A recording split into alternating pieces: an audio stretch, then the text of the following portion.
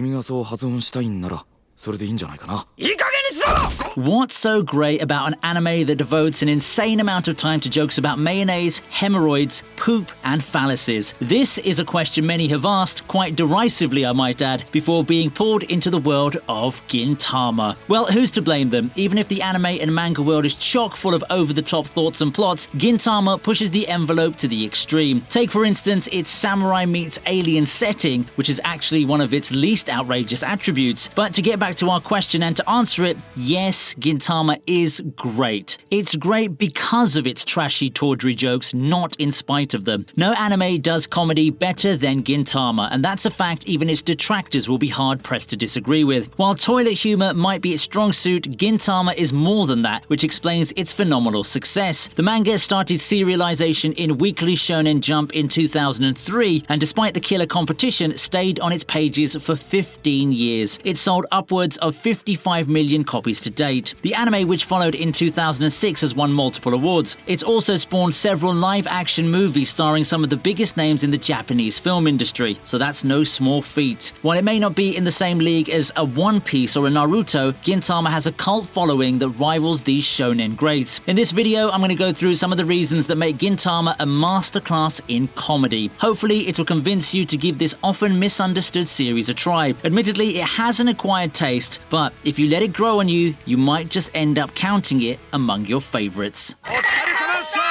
いやー、今年も終わりですね。早いな。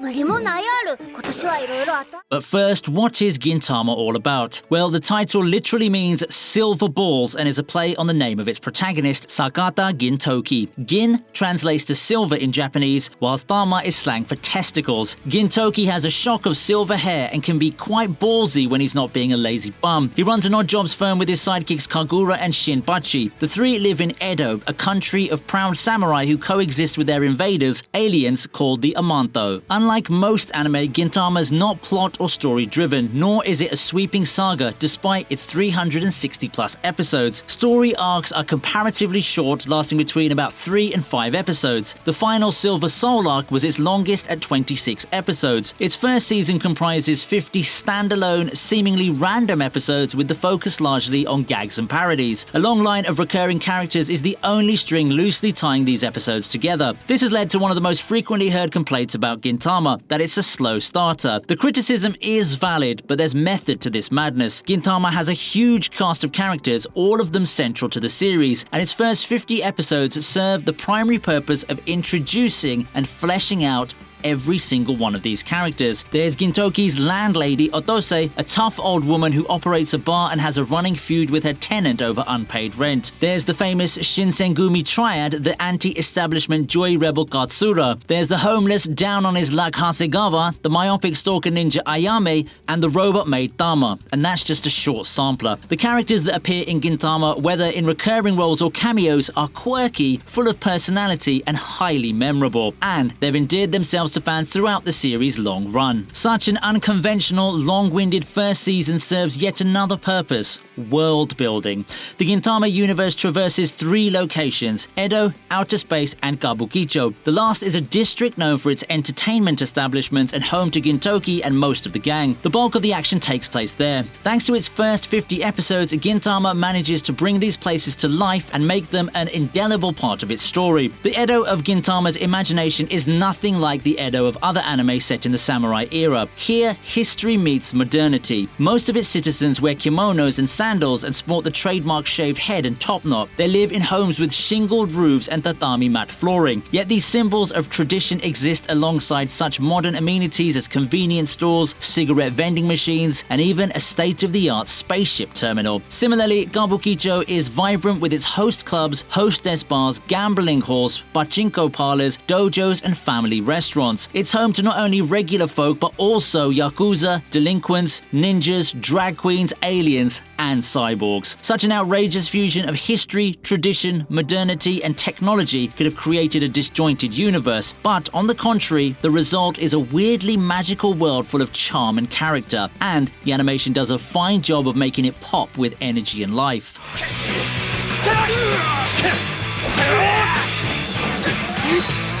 All all through its unconventional first season and more regular arcs, Gintama has an ace up its sleeve, and that is its extensive cast. It seems almost ironic for a series that relies heavily on slapstick humor to have some really well-written characters. Fan favorite Gatsura, for instance. He's modeled on Gatsura Kogoro, a real-life hero of Japan's Meiji Restoration, which overthrew the Tokugawa shogunate. Like the original, our Katsura is a rebel and an expert escape artist. He's also a master of disguise, posing as a rapper, a pirate ship captain, a maid, a member of the Shinsengumi, and even Super Mario for various undercover missions. When he's not being a badass, this handsome airhead is almost always seen bickering with Gintoki, who loves to push his buttons by calling him Zura, a detested nickname. This gives rise to one of Gintama's most recognized dialogues. Just as endearing and quirky are the Shinsengumi's top three. Gondo is the commander, a capable leader. He's also a lovelorn stalker who likes to drop his clothes for no good reason. He's said to resemble a gorilla and was almost married off to a gorilla princess in one insane episode. Compared to him, his two aides seem much more normal. The chain-smoking Hijikata is feared as the demon vice commander. He's the Shinsengumi's top disciplinarian, commanding all rule breakers to commit harakiri, all of which make him seem like a cool, scary guy. But then you discover his manic craze for mayonnaise and his silly alter ego. Similarly, Okita is the Shinsengumi's best showman, capable of taking on an entire train of enemies. He's also the world's biggest sadist, and yet these three oddballs also represent the spirit of brotherhood and honor that subtly underlines the series, especially in its more serious moments. This is explored to great effect in the Shinsengumi crisis arc, when the police force faces a threat from within its ranks. Gintama is full of lovable morons like them, the biggest of them being the Odd Jobs trio. There's Gintoki, the least hero-like hero you'll come across. He's a nag, picks his nose, and would rather lie around reading Jump all day than work. The only time you see him motivated is when he's eating his favorite parfait. He's been known to cross-dress quite a few times and lose his underwear in a gambling den at least once. He was once hailed as Shiroyasha, the White Demon. These days, any punk would whoop his ass. Yet he remains Edo's biggest champion in a crisis. And when cool Gintoki appears, dispatching impossibly strong enemies with just a wooden spoon, you can't help but cheer him on. Keeping him company is Kagura, a young girl from one of the strongest alien races. She not only works for Gintoki but also lives with him and considers him a parental figure of sorts. Not that that stops her from giving her a good beating every now and then. As one of the Yato clan, she is superhumanly strong. She dislikes violence but is quick to use it to solve her problems. She's a glutton, sharp-tongued and unladylike. But she also has a girly side to her, considering herself to be quite a Lolita and getting mad as hell when those around her disagree. But for all of her bluster, she's naive to a fault and a loyal friend. Rounding off the trio is Shinpachi, a samurai in training and heir to a struggling dojo who has no special talents except for being the series' straight guy. He also serves as its voice of sanity, delivering the requisite comments on the others' antics. Unfortunately for him though, his worth is often reduced to his spectacles. Gintama is often praised for having some of the strongest female characters in anime, praise it richly deserves. And while it's not your regular shonen series, it has its fair share of memorable villains, even if they are often overshadowed by other characters and don't get a lot of screen time, given the show's format of short arcs. Even with these limitations, Takasugi stands out as one of the main antagonists. The leader of a powerful insurgent group, he's a disillusioned, violent man hell-bent on destroying the world. He's ruthless and not above using his subordinates as tools, yet he commands the absolute loyalty of his men. A charismatic figure in a kimono, he's usually seen languidly smoking a pipe or playing the shamisen, the picture of tranquility, when in fact he's a troubled soul haunted by his past. Naturally, he's one of the more serious characters around, and his battles with Gintoki and Katsura, childhood friends and former comrades who share his past sorrows, give the show some of its rare emotional moments. その死を取り戻さんと剣を取った弟子たちです。 It's moments like these and characters like Takasugi that make Gintama seem almost like a classic shonen series at times. When the comedy takes a backseat, it delivers stories that warm your heart, make you experience joy, love, triumph, pain, hurt, and hatred. It can even make you cry. It might come as a shock to some, but many of these short arcs are tearjerkers, especially the Shogun assassination arc. Shigeshige first appears as a half-witted noble in tighty-whities who becomes the target of the Odd Jobs gang's buffoonery, but by the the end of this arc, you'll also see what a wonderful brother he is to his little sister. The farewell Shinsengumi arc, which comes immediately after, is also considered one of the best in the business. It made my list of top 10 favorite shonen arcs. In this arc, the Shinsengumi faces its darkest hour, and as they say, adversity brings out the best in a man. This is true for the Shinsengumi too, as they wage war for their honor and pride with help from unlikely quarters. It's always fun when Kondo, Hijikata, Okita and their men are up to no good, but there's an entirely different satisfaction in seeing them be a little more heroic than they usually are. When it occasionally delves into serious territory, Gintama can be pretty dark. The backstory connecting Gintoki, Takasugi and Katsura is a tragedy that changes the three men forever. Gintoki, being the laid-back slacker he is, might make you laugh, but it's quite sad when you realize this is the result of him trying to bury a painful past and, with it, his former self. Similarly, Takasugi is the self-destructive madman he is today because of his experiences of that same shared past. It's perhaps a testament of Gintama's unpredictability that it smoothly transitions from rip-roaring comedy to heartbreaking tragedy without a hitch, and that's saying something. 国中を敵に回そうと彼らが守り通そうとしたものを私は知っている。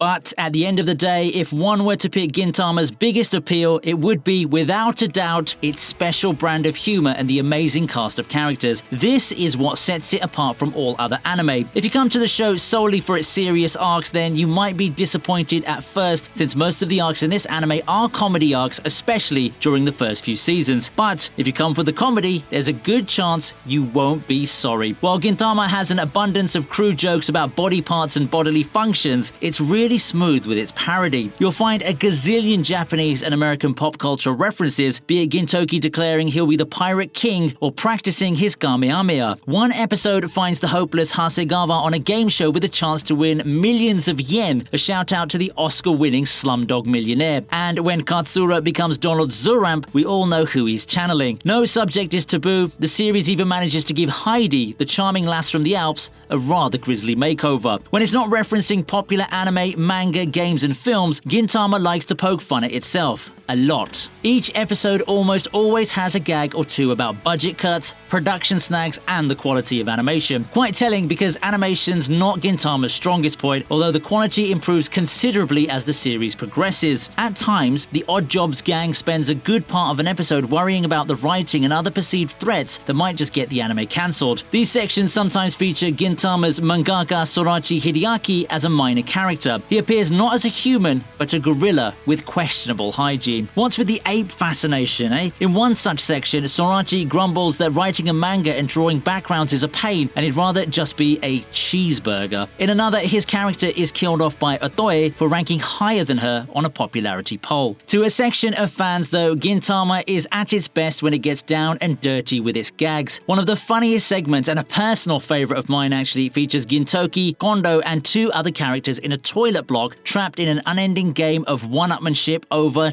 toilet paper. Another reduces Oda Nobunaga, Toyotomi Hideyoshi, and Akichi Mitsuhide, three of the most celebrated figures from Japan's Warring States period, to sad old ghosts in white briefs. From this last example, you might have guessed that some small bit of knowledge of Japanese history, culture, and pop culture is required if one is to truly enjoy the Gintama brand of humor. This is often cited by some viewers as a stumbling block, the reason why they couldn't really enjoy the series. But if you get these little nods and jabs to real-life events and characters, Gintama can be comedy gold. They do say comedy is hard, but Gintama has a knack and flair for it like no other anime. Its jokes rarely miss the mark. Its slapstick is a whole different level of slapstick, and unless you have a very low tolerance for crudity, even its vulgarity and obsession with stained underwear and crown jewels can be quite endearing. If you're frowning at me, just watch the toilet paper episode and I dare you not to smile.